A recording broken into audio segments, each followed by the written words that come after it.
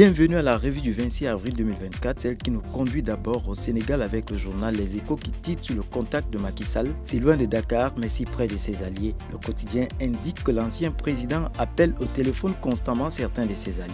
Lors de la réunion des députés de Benno, il a demandé que le téléphone soit mis en haut-parleur, indique Les Échos qui réserve aussi sa première de couverture au rapport OFNAC de 2022 avec les dossiers chauds et brûlants transmis au procureur. Le journal relève entre autres points sur le sujet que 154 personnes ayant quitté la fonction publique n'avaient toujours pas fait leur déclaration de sortie. Le quotidien Enquête parle en une de la reconfiguration politique avec Khalifa Sall et Aminata Mbendiaye qui discutent. Le journal parle ainsi de la réunification socialiste en marche, notamment avec Khalifa Sall qui, selon le journal, a initié une rencontre avec la secrétaire générale du PS. C'est pour une gauche qui ne veut plus jouer les seconds rôles dans la marche du pays. Le mandat, quant à lui, accorde une nomination en conseil de ministres et évoque le partage du gâteau qui prend date. Le journal revient lui aussi sur le rapport de 2022 de l'OFNAC publié par Serine Bassirou-Gueye. Le mandat a fait aussi un arrêt sur le département des Ziguinchor pour l'intérêt qu'il accorde au concours Miss Maths et Sciences, question de susciter l'émulation.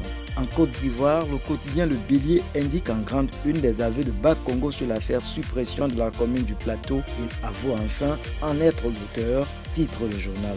Le quotidien Le Patriote, quant à lui aussi, au sujet de Bakongo, souligne en titre que face à la presse hier, il recadre l'opposition. En extrait de ses propos, le journal relève des points tels que « Personne ne peut choisir notre candidat à notre place ». Si le Nouveau Réveil évoque en petite une Bakongo qui donne dans tous les sens, le tabloïd de choix des Ivoiriens parle en grande une du président Thiam qui dit qu'il veut le pouvoir pour le bien des Ivoiriens.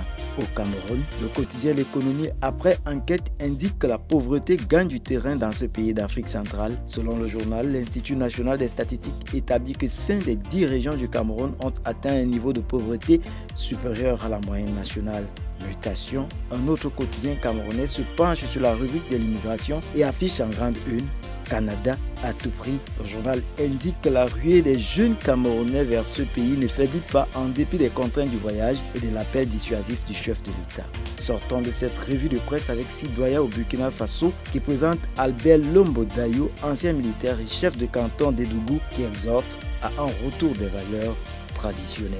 Voilà qui referme la revue de ce jour. Retrouvez-la comme tous les programmes de Global LTV sur nos plateformes digitales indiquées sur le bas de l'écran. Merci de nous avoir suivis. Aux prochaines parutions.